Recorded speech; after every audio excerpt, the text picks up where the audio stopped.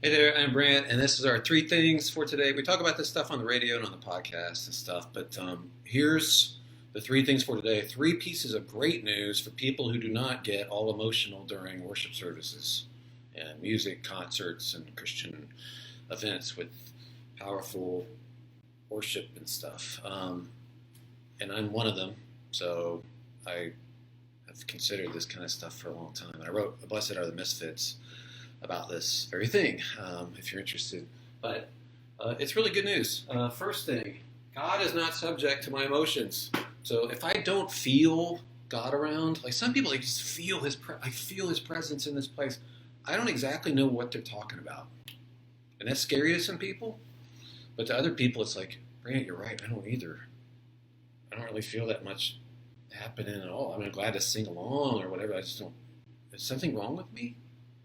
People think that, and I am very happy to say I don't think that's the case. I don't think there's something wrong with you. I think we're all different emotionally. And by the way, we're different emotional people during the day, like over the course of a day. Like I'm up, I'm down, based on whether I'm staying hydrated, whether I've exercised, whether I just had an argument, whether I just got back from a long trip. There's all sorts of things that can play into that. It doesn't determine the truth about God and His presence, if I'm feeling it or not. He's still good whether I feel it or not. And again, that's awesome news. So I think it's good to recognize that. So so He's not subject to my emotions. Second thing, you got a lot of friends. If you think I'm the only one who doesn't feel God around, everybody else does. No, you've got a lot of friends through history. You read books, read stories like Mother Teresa talking about her long, dark night of the soul. There's a lot of believers over time who've gone long periods of time, decades sometimes, without that scintillating feeling of God's presence. Again, this is threatening to some people if they think that that's what it means to be spiritual, is to feel God around. Like, they may not want to hear this, but for the rest of us, it's great news. And by the way, the people who do feel God around all the time, they might go through a stretch starting tomorrow for 20 years where they don't. And they might think, maybe there's no God. So it's good news to hear this now. Like, He's good whether we feel it or not. And there's a lot of us that have struggled with this over time.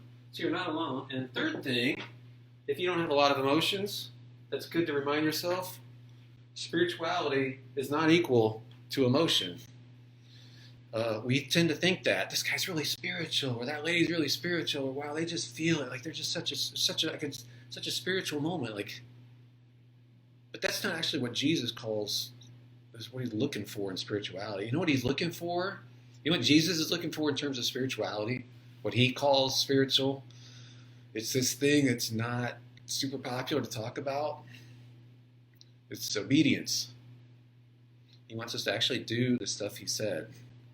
The hard stuff, like pray for our enemies and love the people who are persecuting us, or forgive.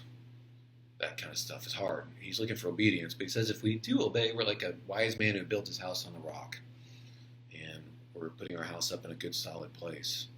But spirituality is not about emotionalism. It's about obedience, and I can do that whether I feel it or not. And if you've ever had a job or been a parent or something, and you know you've got something good to do, but you're not feeling it, you do it anyway. That's what I'm talking about.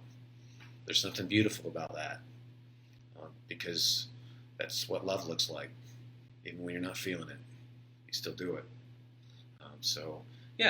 These are three things. I hope that's important. Some people like hear this, like, I don't even know what you're talking about, Brant. Other people are like, yeah, that's it. That's me. I get it. So hopefully you understand.